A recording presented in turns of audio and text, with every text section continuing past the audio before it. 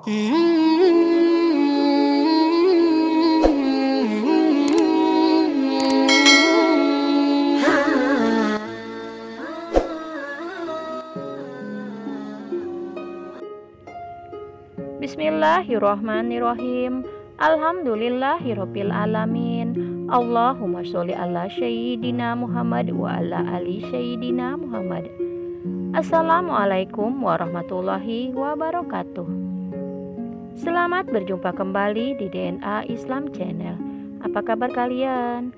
Semoga tetap selalu dalam lindungan Allah Subhanahu wa Ta'ala, dimurahkan rezekinya, dipanjangkan umurnya. Amin ya Rabbal Alamin. Pada kesempatan kali ini, saya akan berbagi kisah, yaitu lihatlah apa yang dilakukan orang soleh ini sehingga akhir hayatnya masuk ke dalam neraka. Sahabatku yang beriman yang dikasihi Allah, mohon simak video ini hingga akhir agar tidak salah dalam pemahaman.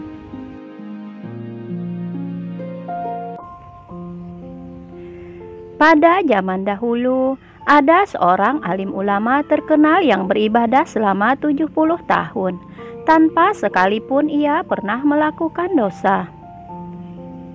Tapi sahabat beriman, ia malah berakhir di neraka. Maka apakah yang salah dari hidupnya? Dan kira-kira perbuatan apa yang bisa mengiringnya ke neraka? Kisah kali ini dinukil oleh Wahab bin Munabbih radhiyallahu anhu. Kisah seorang alim ulama dari kalangan Bani Israel yang terkenal dengan ketekunannya beribadah kepada Allah Subhanahu wa Ta'ala. Dan tak pernah sekalipun orang ini melakukan dosa. Bahkan dosa kecil pun ia tak pernah melakukan. Sampai-sampai malaikat pun kagum akan kesolehan orang ini. Kisah ini terjadi ketika Islam belum disiarkan dan terjadi di zaman Bani Israel. Kisahnya begini. Ada seorang ahli ibadah terkenal di kalangan Bani Israel. Pria ini hidupnya hanya fokus untuk beribadah kepada Allah Subhanahu wa Ta'ala saja. Dan terkenal saat itu pria inilah orang yang paling solid di negeri itu. Selama ini ia tinggal dan menetap di tempatnya, dan selama itu pula ia selalu sembahyang dan mengingat Allah Subhanahu wa Ta'ala di rumah tersebut. Rumahnya ini memiliki 2 lantai. Lantai pertama ia jadikan sebagai tempat tinggalnya, sedangkan lantai kedua menjadi tempat peribadatannya. Karena orang-orang yang saat itu melihat kesolehan pria ini, sampai-sampai banyak orang bilang, ini orang pasti akan masuk surga. Tapi teman-teman, iblis dan setan pun tidak akan pernah rela jika hal itu terjadi. Jangankan orang yang tingkat keimanannya yang biasa saja, bahkan seorang alim pun tak luput dari godaan makhluk terkutuk ini. Dan di kisah ini, selama 70 tahun lamanya, iblis dan setan selalu gagal untuk menggoda pria alim ini, supaya terjerumus dalam kemaksiatan. Namun iblis tidak pernah patah semangat, ia akan selalu menggoda anak cucu Adam selangkah demi selangkah. Sahabatku yang beriman yang dikasihi Allah, pada suatu hari ada 3 orang pemuda yang datang ke pria alim ini. 3 orang pemuda ini mereka adalah saudara sekandung. Mereka ini mau menitipkan adik perempuannya yang bungsu kepada pria paling alim di kota itu. Karena ketiga pemuda ini mau pergi berperang beberapa waktu untuk membela kerajaannya. Dan pada saat itu mereka datang kepada pria alim ini dengan membawa serta adik perempuannya. Namun awalnya pria alim ini sempat menolak karena ia takut akan timbul fitnah di masyarakat. Tapi mereka terus mendesaknya karena mereka yakin jika adik perempuannya dititipkan kepada pria alim ini, pasti ia tidak akan kenapa-kenapa. Karena ia terkenal soleh di antara orang-orang soleh lain di kota ini. Akhirnya karena mereka terus mendesak, si pria alim ini pun mau untuk dititipkan adik perempuannya itu. Tapi dengan beberapa syarat. Ia ingin adik perempuannya itu tinggal di lantai pertama rumahnya dan tidak boleh keluar sama sekali. Jadi artinya si pria alim ini tinggal di lantai 2 dan si gadis ini tinggal di lantai 1, biar tidak timbul fitnah di masyarakat. Akhirnya ketiga pemuda itu menitipkan sejumlah uang untuk biaya makan adiknya selama ia dititipkan. Kemudian mereka bertiga pun pergi untuk berperang. Sahabatku yang beriman yang dikasihi Allah, tiap hari pria alim ini ke pasar untuk membeli makan. Kemudian ia letakkan makanan itu di depan pintu gadis ini. Lalu ia ketuk pintu dan pria alim itu pun pergi sebelum gadis itu membuka pintunya. Kemudian setelah pria alim ini pergi, barulah ia buka pintu dan ambil makanan itu. Hal ini terjadi setiap hari selama berbulan-bulan. Pria alim ini sengaja lakukan ini untuk tidak melakukan kontak kepada gadis ini. Selama berbulan-bulan ia lakukan seperti ini, hingga suatu hari setan datang dan berbisik, "Jika engkau hanya mengetuk pintu tanpa mengucapkan salam, bukankah kita dianjurkan untuk mengucapkan salam kepada sesama manusia?"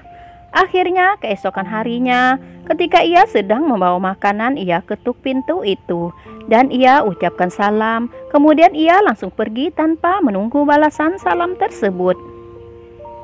Ya, tentu saja ini ia lakukan karena ia takut terjerat nafsu jika mendengar suara wanita.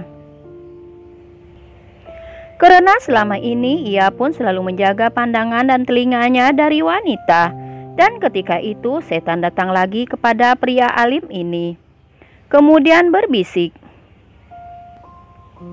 "Seharusnya kau tunggu gadis itu ucapkan salam. Siapa tahu selama ini ia tidak ada di dalam dan siapa tahu ia kabur entah kemana."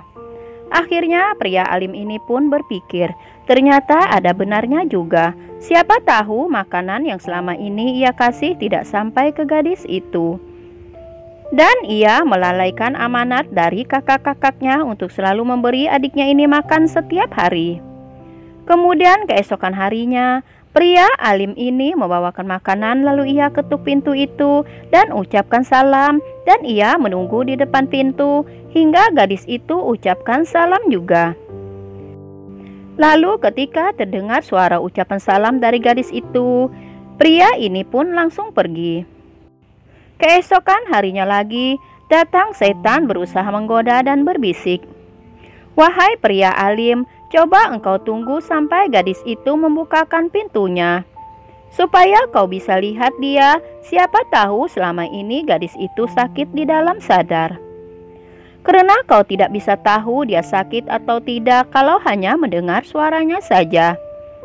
Dan tenang saja, kau tidak akan terjerat nafsu, ibadahmu kan sangat kuat." Akhirnya setelah mendapat bisikan dari setan, pria alim ini pun berpikir, ia juga bisa saja gadis ini sedang sakit di dalam sana.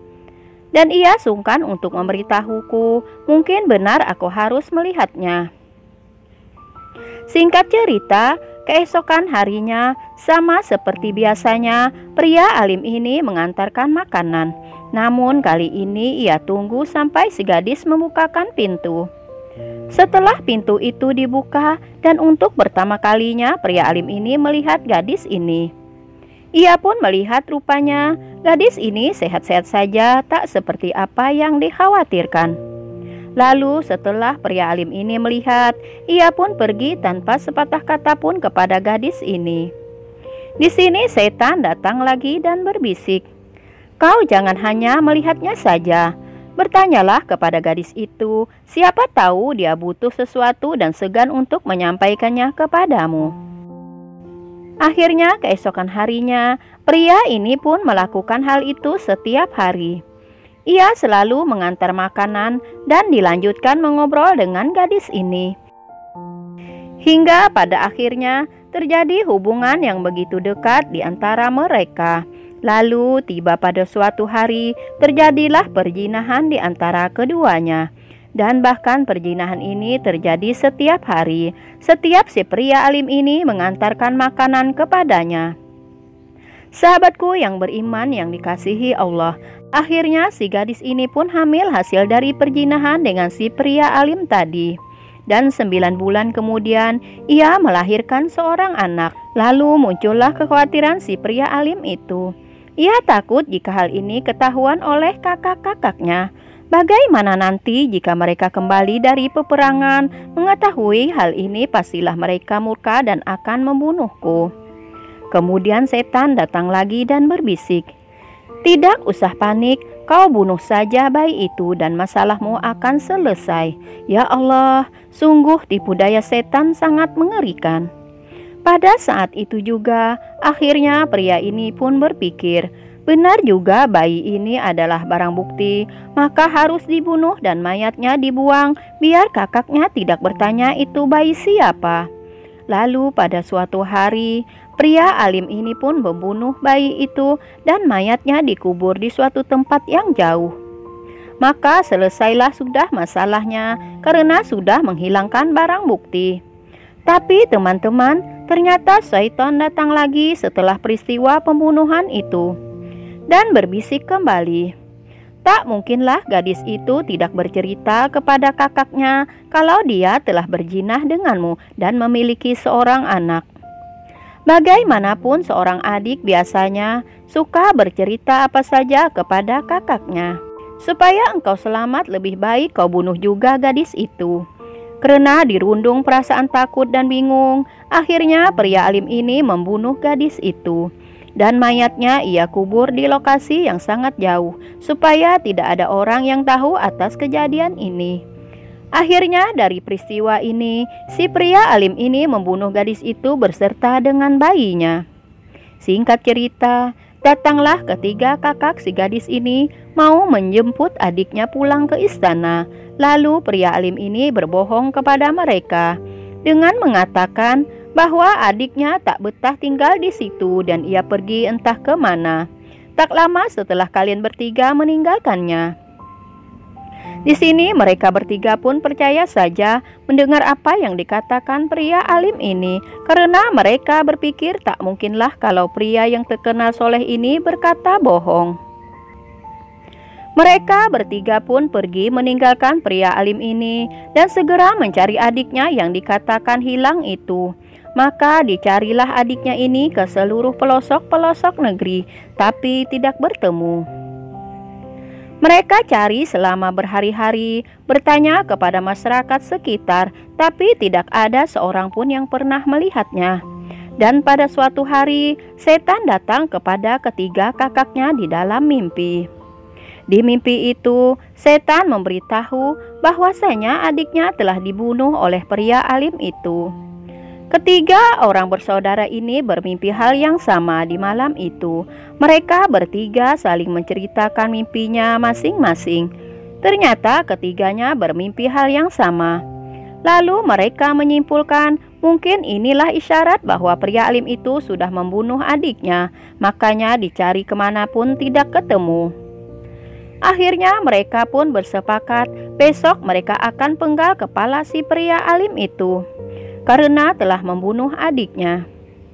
Keesokan harinya mereka pun menyiapkan sebilah pedang yang sangat tajam untuk memenggal leher si pria alim itu.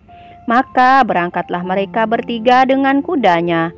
Di sisi lain, iblis pun datang kepada si pria alim ini dan berkata, "Ketiga kakak gadis yang kau bunuh itu telah mengetahui bahwa engkaulah pembunuhnya. Sekarang mereka sedang berada di perjalanan menuju ke sini hendak memenggal kepalamu." Lalu si pria alim ini merasa ketakutan dan bingung harus berbuat apa. Kemudian iblis berkata lagi, "Jika kau ingin selamat, aku bisa menyelamatkanmu. Tapi engkau harus sujud kepadaku terlebih dahulu." Karena merasa terdesak dan tak punya pilihan lain, pria alim ini pun sujud kepada iblis itu dan berharap ia bisa terhindar dari kematiannya. Ketika pria alim ini tengah bersujud, rupanya di belakangnya sudah tiba ketiga kakak gadis itu dengan sebilah pedang berada di tangannya, dan tanpa berkata apapun mereka langsung memenggal leher pria alim ini dalam posisi ia sedang bersujud kepada iblis. Akhirnya pria yang terkenal alim ini mati dalam kemusyrikan yang beribadah selama 70 tahun. Namun di akhir hidupnya ia harus mempersekutukan Allah Subhanahu wa taala. Padahal Allah Subhanahu wa taala murka kepada orang yang menyembah selain kepadanya. Sahabatku yang beriman yang dikasihi Allah, lihatlah bagaimana iblis dan bala tentaranya selangkah demi selangkah menggoda pria ini. Dari mulai melakukan dosa kecil hingga dosa terbesar dilakukan pria ini karena dari godaan syaitan. Untuk itu kita sebagai manusia hendaknya selalu berdoa meminta perlindungan dari Allah Subhanahu wa taala saja dari hasutan setan yang bisa mengiring kita masuk ke dalam neraka bersama mereka. Karena sejatinya tidak ada orang yang benar-benar aman dari godaan setan, mau itu orang biasa ataupun pemuka agama sekalipun. Karena iblis tidak ingin masuk neraka sendirian. Ia mau mengajak anak cucu Adam masuk ke neraka bersamanya. Sahabatku yang beriman yang dikasihi Allah, itulah kisah tentang seorang alim ulama yang berakhir di neraka. Wallahu a'lam bishawab.